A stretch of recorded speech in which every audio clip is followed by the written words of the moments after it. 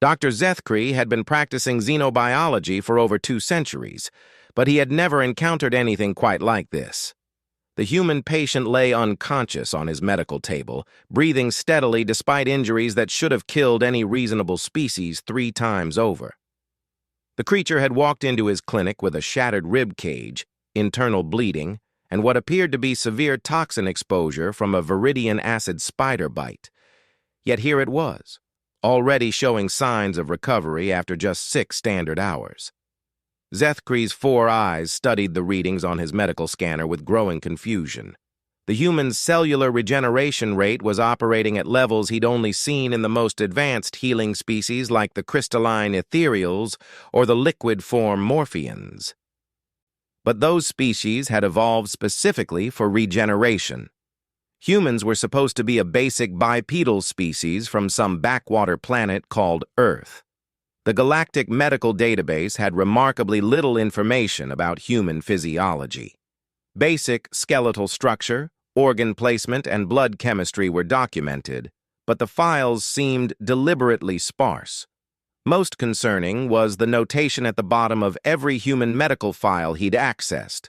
For complete physiological data, contact Galactic Council Medical Authority. This was unusual. Zethkri had treated over 400 different species in his career, and never once had he needed special authorization to access basic medical information. Even the notoriously secretive Void Walkers had their essential medical data freely available to licensed practitioners. The human stirred on the table, and Zethkri quickly moved to check his patient's vital signs. The creature's eyes opened slowly, focusing with remarkable clarity for someone who had been unconscious moments before. "Hey, Doc," the human said, his voice surprisingly strong. "How long was I out?" Zethkri consulted his chronometer. "Approximately 6 hours and 14 minutes. I must ask, how are you feeling? Your injuries were quite severe."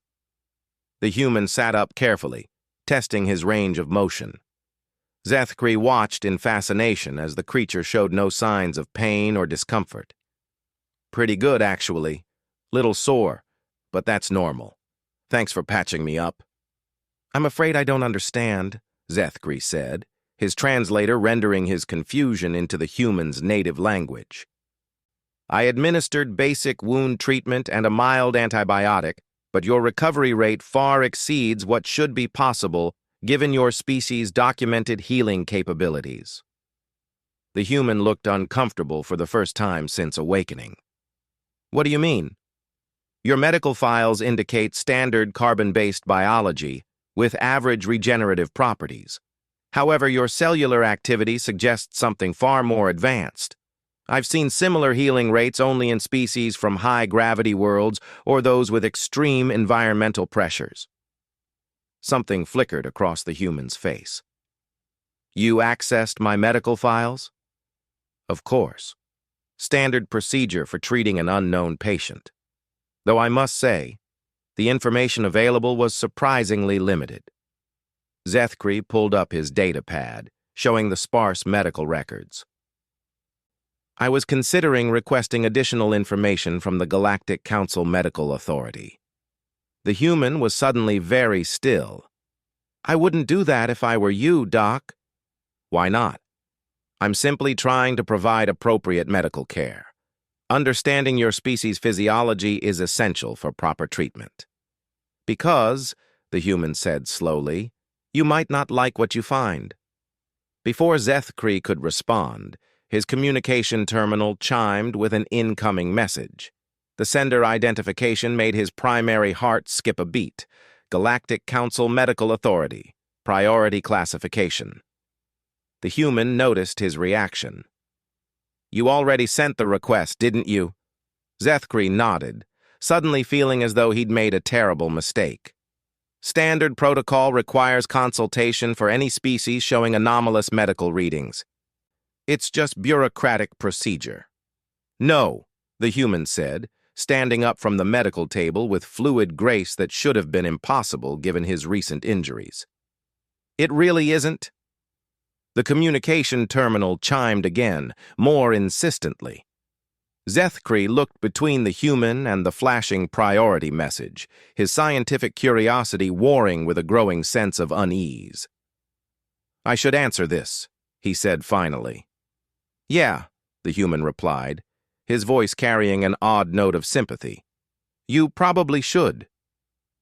Zethkri activated the communication link, and the familiar blue form of Council Medical Authority Director Yithmol appeared in holographic projection. The director's usual composed demeanor was notably absent, replaced by what Zethkri recognized as barely controlled panic. "Dr. Zethkri," Director Yithmol began without preamble, "you submitted a request for additional medical information regarding a human patient approximately 37 minutes ago." "Yes, Director.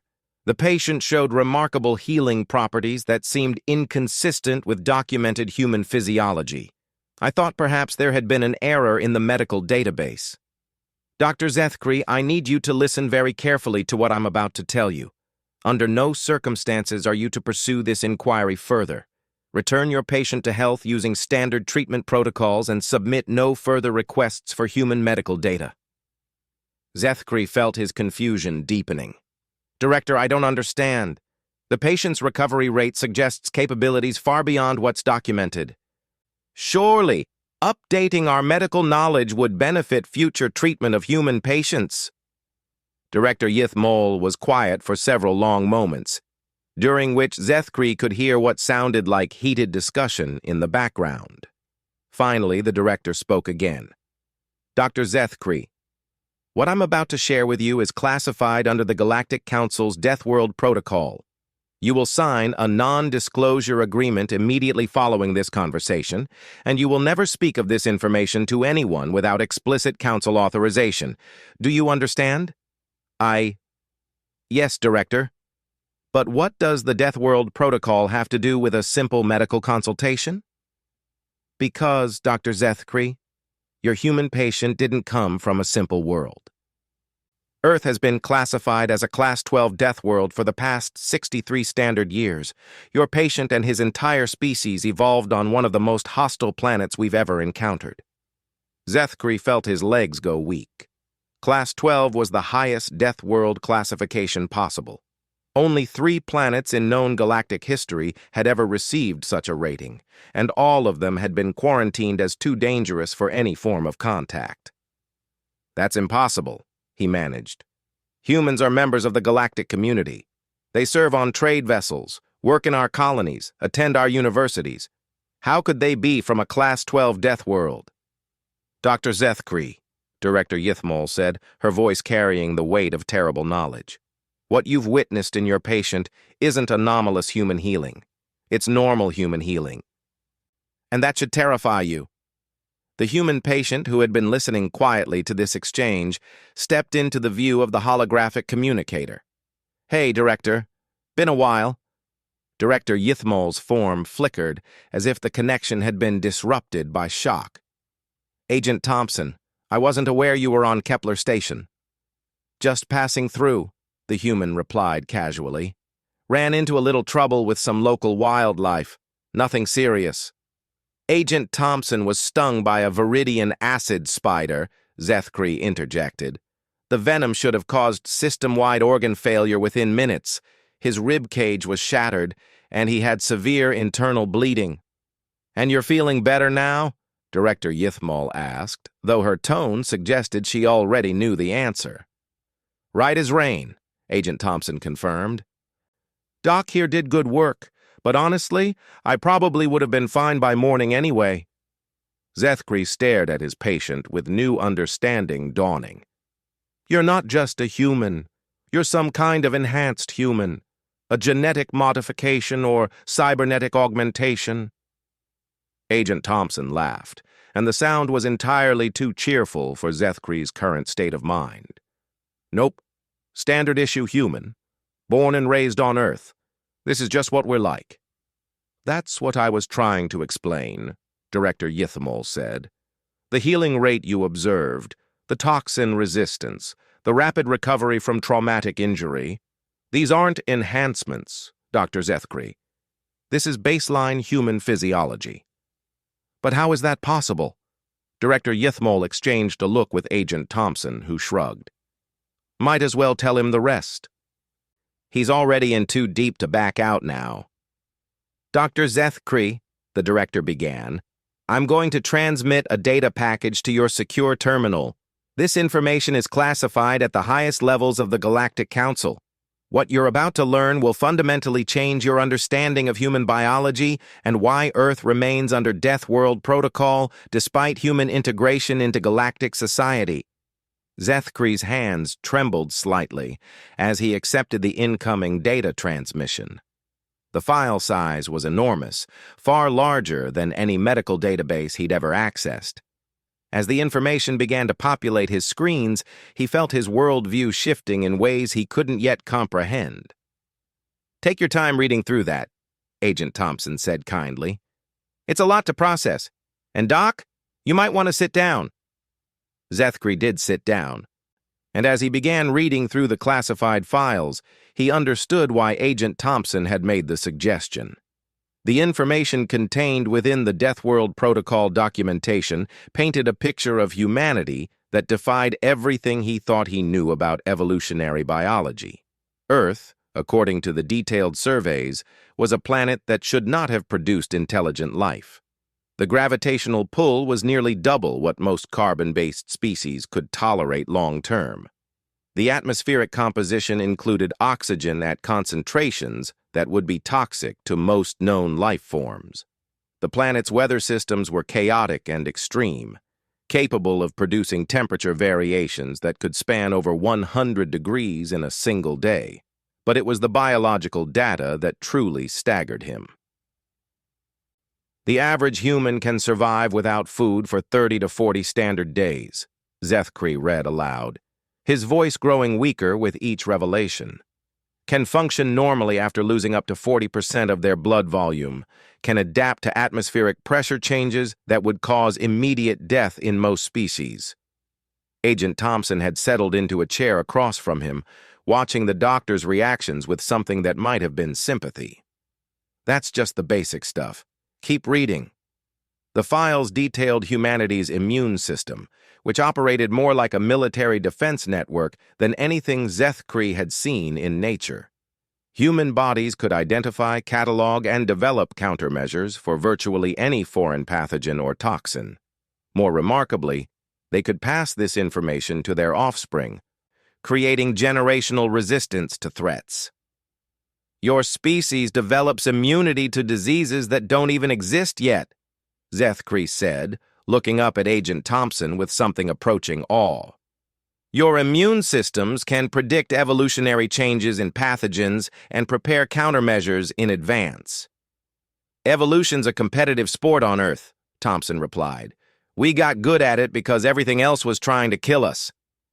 The files went on to describe human pain tolerance, which exceeded even the hardiest warrior species. Humans could function normally with injuries that would incapacitate other beings. They could consciously override their body's protective mechanisms, pushing themselves far beyond what should be biologically possible through sheer force of will. It says here that humans have been observed functioning normally with broken bones, ruptured organs, and massive tissue damage for extended periods. Some have survived injuries that destroyed over 60% of their internal organs. Adrenaline's a hell of a thing, Thompson said casually, though I'd recommend avoiding that particular experience if possible. But it was the section on human adaptation that truly frightened Zethkri. Unlike most species, which had evolved for specific environmental niches, humans had developed the ability to survive in almost any environment. They could consciously alter their metabolism, adjust their blood chemistry, and even modify their bone density in response to environmental pressures. Your people can live in vacuum for short periods without protective equipment, Zethkri said, his voice barely above a whisper. Well, not comfortably, Thompson admitted. But yeah, about 90 seconds if you prepare properly. Longer if you're lucky. The most disturbing section dealt with human psychological resilience. The files described a species that could continue functioning normally while experiencing levels of stress and trauma that would cause complete mental breakdown in other beings. Humans could adapt to situations of constant mortal peril, maintaining not just sanity, but often developing what the files termed gallows humor and battlefield camaraderie. Your species treats life-threatening situations as social bonding opportunities, Zethkri said, staring at Agent Thompson as if seeing him for the first time. Some of my best friendships were forged under fire, Thompson confirmed. Nothing brings people together like almost dying together. Director Yithmol's hologram flickered back to life. Are you beginning to understand our dilemma, Dr. Zethkri? I think so, Zethkri replied, though he wasn't entirely certain he wanted to understand. Humans aren't just from a death world. They're the apex predator of a death world so hostile that it produced a species capable of surviving almost anywhere in the galaxy. Precisely. And now you understand why their medical files are classified. If other species truly understood human capabilities, it would cause galactic panic. Zethkri thought about the humans he'd encountered in his practice over the years. Friendly, helpful beings who served alongside other species in various capacities throughout the galaxy. He'd never suspected that each one was essentially a highly evolved biological weapon wrapped in a surprisingly pleasant personality. How many people know about this? He asked. Very few, Director Yithmol replied. The Galactic Council leadership, senior military commanders, and a select number of medical professionals like yourself who encounter situations that require disclosure. And the humans themselves? Agent Thompson laughed. Most of us don't really think about it. Earth's normal for us, you know. We don't realize how tough we are compared to everyone else until we leave home and start meeting other species. Even then, a lot of humans just assume everyone's being polite when they act impressed by basic human stuff. Basic human stuff? Zethkri repeated faintly. Like walking off poison that would kill most species, healing from injuries that would be permanent disabilities for others, or functioning normally in environments that would be considered extreme survival situations, Agent Thompson said, as if these were the most normal things in the universe. What Agent Thompson isn't mentioning, Director Yithmol interjected, is that he's not even considered particularly resilient by human standards. He's a diplomat and trade liaison, not a member of their military or exploration forces. This information hit Zethkri like a physical blow. You mean there are humans who are more capable than this? Oh, absolutely, Thompson said cheerfully. I'm pretty much a desk jockey compared to our Marines or deep space explorers. Those folks are seriously tough. Zethkri tried to imagine beings more physically capable than the human sitting across from him, and found the concept genuinely terrifying. What would happen if this information became public knowledge? Director Yithmol was quiet for a long moment before answering. We've run projections. Conservative estimates suggest that 60% of galactic species would immediately begin developing weapons specifically designed to counter human physiology. Another 20% would attempt to withdraw from all contact with humans. The remaining 20% would likely attempt to either capture humans for study or try to eliminate them as a perceived threat. Even though humans have been peaceful members of the galactic community for decades, fear doesn't always respond to logic, Dr. Zethkri. A species capable of surviving on a Class 12 death world and thriving throughout the galaxy represents a level of biological capability that most beings find deeply unsettling. Humans are essentially living weapons who chose to be diplomats and traders instead. Agent Thompson shifted uncomfortably. That's a bit dramatic, Director. We're just people trying to make a living and get along with our neighbors. Yes, Director Yithmol replied, and that's exactly what makes you so remarkable. Any other species with your capabilities would likely have attempted galactic conquest within a generation of achieving spaceflight. Instead, humans seem genuinely interested in cooperation and mutual benefit.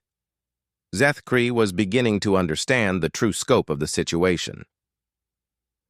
The Deathworld Protocol isn't just about protecting other species from knowledge about Earth.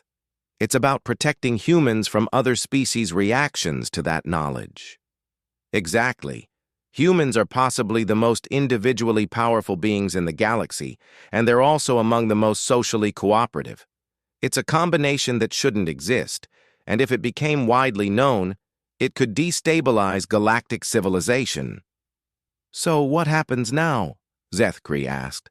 I know this information, and I have to continue treating human patients.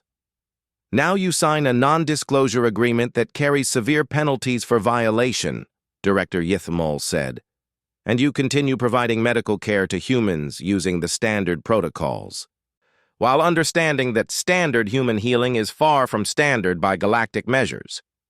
Agent Thompson stood up, apparently ready to leave.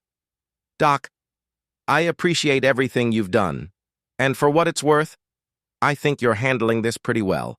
Most species take the revelation a lot harder.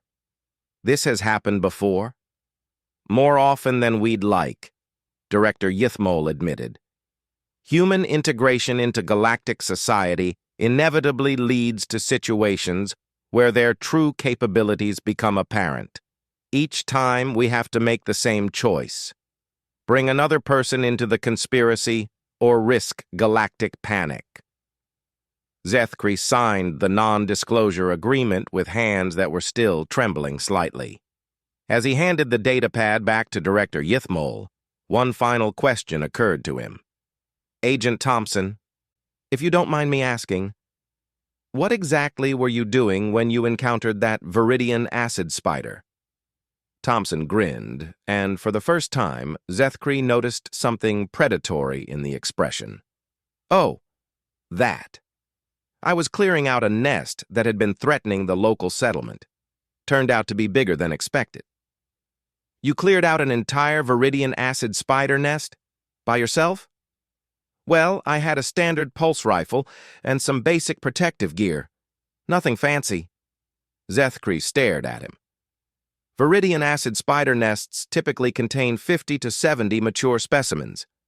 Professional extermination teams use heavy armor and military-grade weapons, and even then casualties are common. Agent Thompson shrugged. Like I said, it was bigger than expected, probably closer to 100 spiders. But they weren't really that much trouble once you figured out their movement patterns. Several hours after Agent Thompson had left his clinic, Dr. Zethkri sat alone in his office, staring at the signed non-disclosure agreement and trying to process everything he'd learned. The classified files remained open on his secure terminal, and he found himself returning again and again to the sections that defied his understanding of biology and evolution. The more he read, the more questions arose. If humans were truly this capable, why had they chosen integration over domination? What drove a species that could survive almost anything to seek cooperation rather than conquest? And most disturbing of all, what did their presence in galactic society really mean for everyone else? His contemplation was interrupted by an incoming communication from an unexpected source. The identifier showed it was coming from the human embassy on Kepler Station, and the caller was listed as Ambassador Sarah Chen, the senior human diplomatic representative in this sector. Zethkri accepted the call, and a middle-aged human woman appeared in holographic form. She had the same deceptively pleasant demeanor he'd noticed in Agent Thompson. But now he could see something else behind her eyes. A depth of experience and capability that spoke to exactly the kind of background the classified files had described. Dr. Zethkri, Ambassador Chen began, I understand you had an interesting afternoon with one of our people. Agent Thompson spoke with you about our conversation? Standard protocol, she replied. Whenever someone new learns about the Deathworld classification, we like to follow up. Make sure there aren't any lingering concerns or questions that might cause problems down the line. I signed the non-disclosure agreement, Zethkri said, wondering if this was some kind of test. Oh, this isn't about enforcement, Doctor. It's about understanding. You see, We've found that people who learn the truth about humanity tend to fall into one of three categories. The first group becomes afraid of us and starts seeing threats where none exist. The second group becomes fascinated by us in ways that aren't healthy for anyone involved. And the third group— She paused, studying his expression through the holographic connection. What about the third group? The third group starts asking the right questions. Questions about why we are the way we are, what we want, and whether our presence in galactic society is ultimately beneficial or dangerous. Zethkri realized she had described his exact thought process. And which group do you think I fall into? Based on Agent Thompson's report and your psychological profile, I'm hoping you're in the third group, which is why I wanted to have this conversation.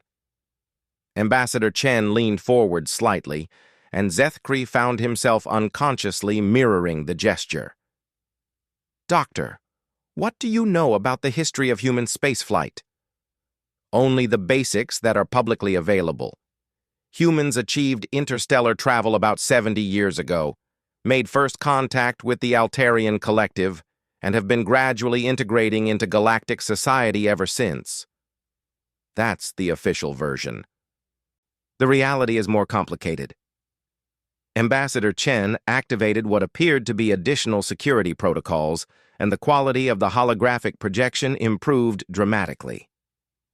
What I'm about to share with you isn't covered by your current non-disclosure agreement, but it's information we think you should have. She transmitted a new set of files to his terminal, these even more heavily encrypted than the medical data he'd received earlier. As they decrypted, Zethkri realized he was looking at historical records, diplomatic correspondence, and what appeared to be internal human government documents. When humans first achieved faster-than-light travel, Ambassador Chen began, we knew nothing about galactic civilization. We didn't know there were thousands of inhabited worlds, established trade routes, or governing bodies. We just knew we could finally reach the stars. The files showed early human exploration missions, crude spacecraft that looked primitive compared to current galactic standards, but which had been pushing the boundaries of what should have been possible for a newly spacefaring species. Our first contact with the Altarian collective was messy, the ambassador continued. The Altarians sent a research vessel to investigate what they assumed was a new primitive species that had somehow achieved basic space travel. They expected to make contact with beings similar to themselves, intelligent but fragile, dependent on technology for survival in hostile environments.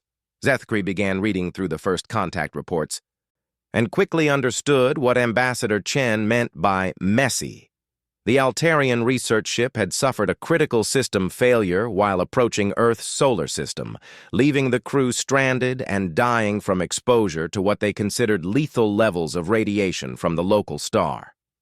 A human exploration vessel responded to their distress signal, Ambassador Chen said, but the Altarians initially refused rescue because they assumed any species from this system would be just as vulnerable to the radiation that was killing them.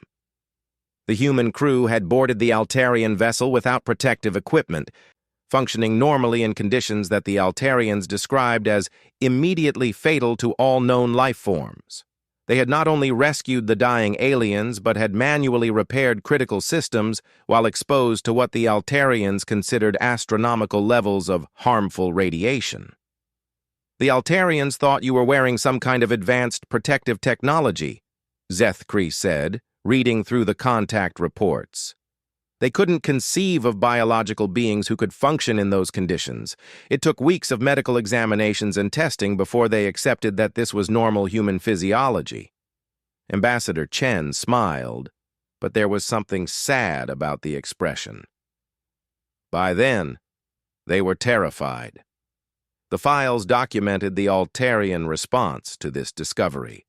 Emergency sessions of their governing council, desperate communications with other species, and ultimately the decision to classify humanity as a category unknown threat and recommend immediate quarantine of the Sol system. But that's not what happened, Zethkri observed. No, it isn't. And that's because of something the Altarians hadn't expected. Ambassador Chen highlighted a section of the files that showed transcripts of conversations between the human rescue crew and their Altarian passengers during the journey back to Earth.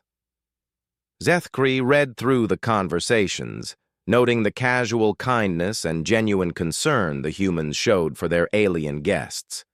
The human crew had gone to extraordinary lengths to make the Altarians comfortable, sharing food, entertainment, and stories about human culture. They had treated the crisis as an opportunity to make new friends, rather than assert dominance over a weaker species. The Altarians realized they were dealing with something unprecedented, Ambassador Chen said. A species with the physical capabilities to dominate galactic civilization, but with social instincts that prioritized cooperation and mutual aid. So they chose to integrate humanity into galactic society rather than attempt to contain you. It was a controversial decision that took nearly a decade of debate among the various galactic powers. In the end, they created the Deathworld Protocol specifically to manage human integration while keeping our true capabilities secret from the general population. Zethkri was beginning to understand the full scope of the conspiracy he'd become part of. How many species know the truth? All the major powers know at least part of it. The Altarian Collective knows everything, obviously. The Ethereal Syndicate and the Voidwalker Alliance know our basic capabilities. A few others know bits and pieces. But the vast majority of galactic civilization has no idea what humans really are. And humans are comfortable with this deception? Ambassador Chen was quiet for a long moment, and when she spoke again, her voice carried the weight of difficult decisions. Dr. Zethkri, most humans don't know about the Deathworld Protocol either. They don't realize how exceptional they are compared to other species. They just think everyone else is a bit more fragile than they expected. This revelation shocked Zethkri more than anything else he'd learned. You're keeping the truth from your own people? We're protecting them from the burden of that knowledge. Can you imagine what it would do to human psychology if they knew that every interaction they had with other species was colored by the fact that they could accidentally kill most of their friends and colleagues without even trying? Zethkri thought about Agent Thompson's casual demeanor and genuine friendliness. The human had clearly been completely unaware of the effect his mere presence might have on others. Humans form emotional bonds with other species, Ambassador Chen continued. They genuinely care about their alien friends and colleagues. If they knew the truth about their capabilities and how others perceived them, it would fundamentally change how they interacted with everyone. They'd become self-conscious, overly careful, and probably isolate themselves rather than risk causing fear or harm. So you maintain the deception to preserve normal social relationships. Among other reasons, yes. We want humans to be able to function as equals in galactic society, not as carefully managed weapons who have to constantly monitor their own behavior. The conversation was interrupted by an alert from Zethkri's medical monitoring systems. Another patient had arrived, and the scanner readings were already showing the distinctive signatures he now associated with human physiology. Ambassador Chen noticed his distraction. Go ahead, doctor. Take care of your patient. But think about what we've discussed. Ambassador, I have one more question. Yes? What happens to galactic civilization if this secret ever becomes public knowledge? Ambassador Chen's expression grew serious. We hope we never find out, Dr. Zethkri, because the most likely outcome is that it would end the age of peaceful cooperation we've all been working to build. The holographic connection terminated, leaving Zethkri alone with his thoughts and the knowledge that he was now part of one of the most significant conspiracies in galactic history. As he prepared to treat his new patient, he realized that every human he would meet from now on would represent the same fundamental question. Could the galaxy survive the truth about humanity, or was ignorance the price of peace?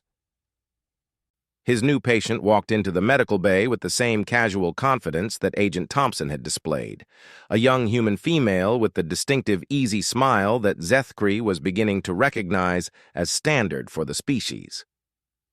"Hi, Doc," she said cheerfully. "I'm probably overreacting, but I think I might have picked up some kind of infection on my last trade run. Nothing serious, but I figured I should get it checked out." Zethkri activated his medical scanner and immediately understood why she'd sought treatment. She was carrying a pathogen that would have caused rapid organ failure in virtually any other species, but her immune system was treating it as a minor inconvenience, already developing countermeasures that would likely result in complete immunity within hours.